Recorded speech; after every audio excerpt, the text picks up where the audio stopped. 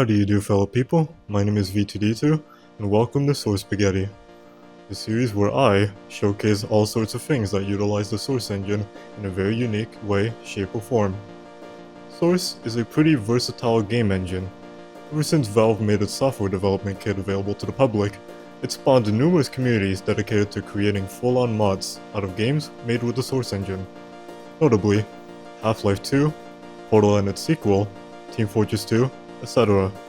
There are a bunch of Source mods out there with spectacularly unique visuals and gameplay, but only a handful of a few mods wish to stick out like a really sore thumb by not following standard conventions, one way or another, and just doing whatever the hell it wants.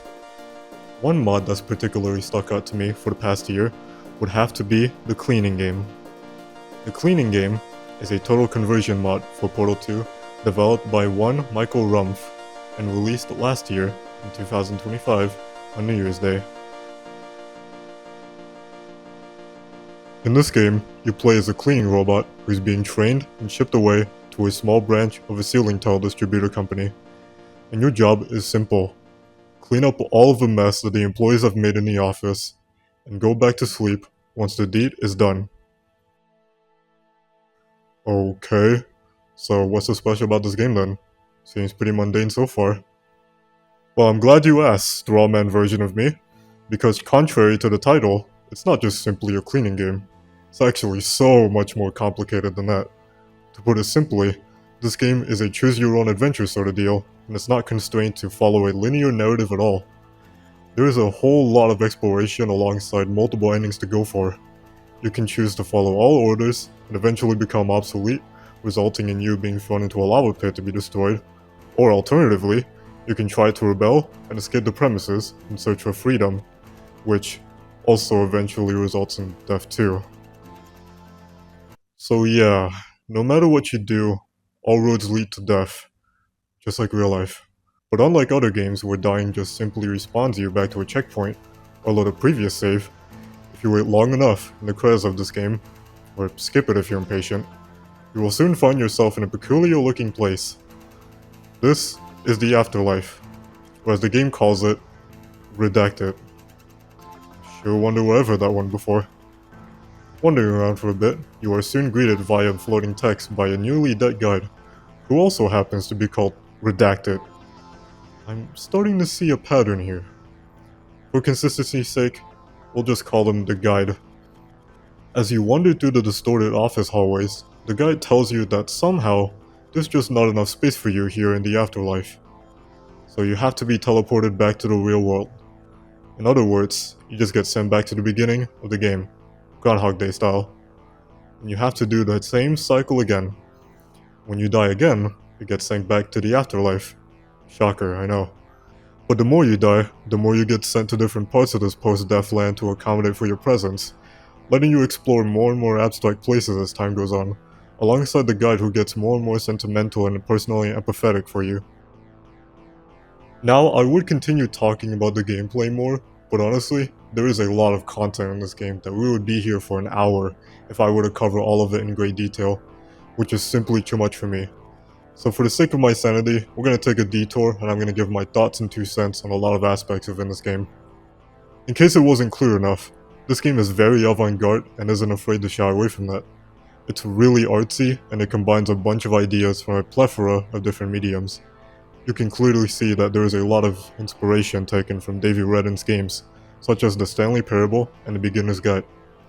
This game, especially with all the afterlife sections, feels like one big mixture of Team Fortress 2 trade maps and abstract sandbox maps from the Garry's Mod Workshop. And I mean that as a compliment. If you know me personally, then you would know that I am a sucker for bizarre and experimental stuff across different art mediums, so this just kinda felt right up my alley. Aside from being artsy though, this game is also pretty philosophical, and has somewhat of a deep message that it conveys throughout its plot. The message that I got from all of this is that people should treat electronics and machines better, or something like that. And I understand where this is coming from, considering that we are in a modern age where planned obsolescence has just become the norm for both companies and consumers, with people constantly buying new devices just for one new trivially special upgrade, despite already having an already perfectly working device that's not in need of an upgrade at the moment.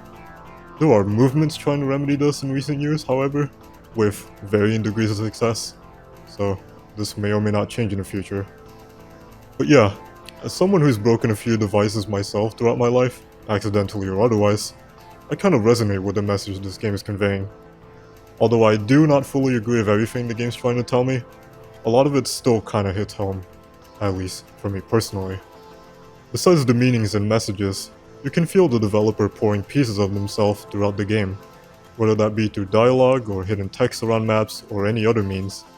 And it makes this game feel a lot more personal when you read these little tidbits that feel like they're straight out of the developer's thoughts and aren't meant for someone like me to read.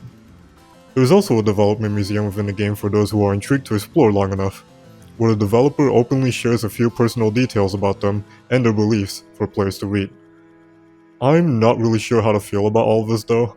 It feels like I'm reading through someone's diary that they just left out in the open. It's pretty personal that I don't feel comfortable talking about this in detail, so we're just gonna move on.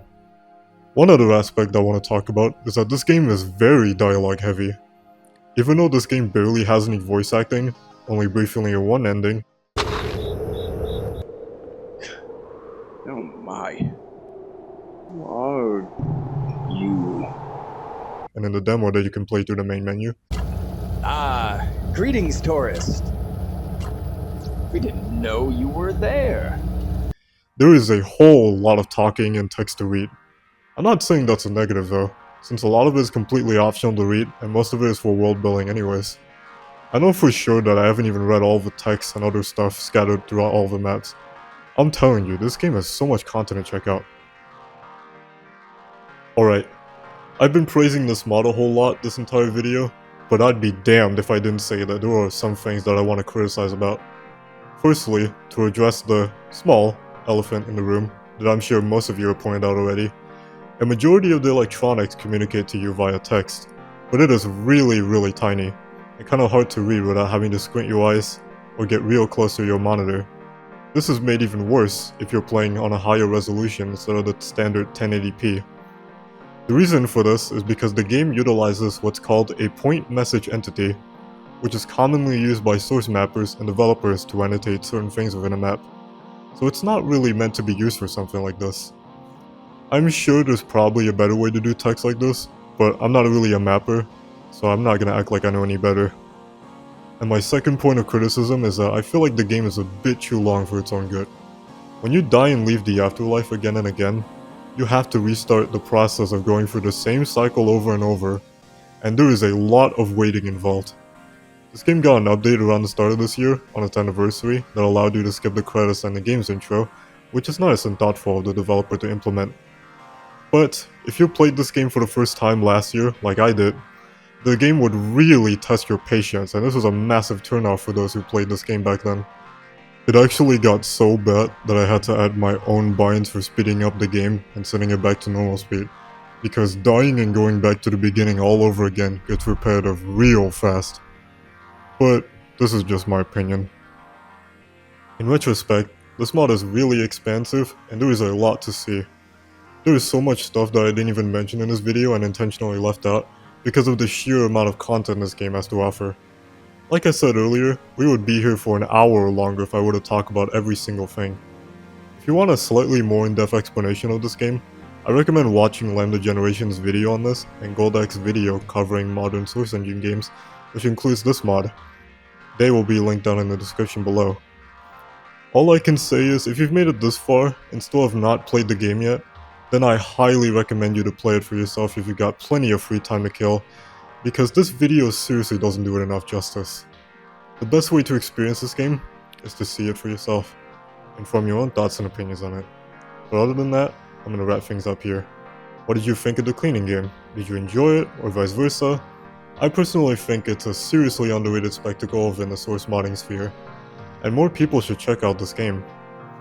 It's really impressive that this was all developed by only one person with just a handful of helping hands, no pun intended. There's a good reason as to why this was such a standout to me in the first place. But anyways, thank you for tuning into this episode of Source Spaghetti and sticking around. I've been V2D2, and I'll see you in the next map. I would really love if you said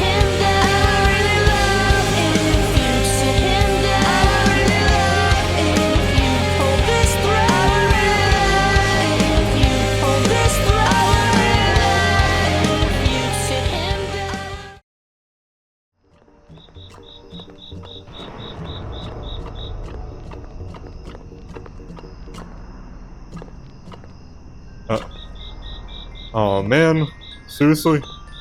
They put an invisible wall here? That sucks. That's a missed opportunity, honestly. Imagine if I could just run on the roads. Just like get hit by traffic.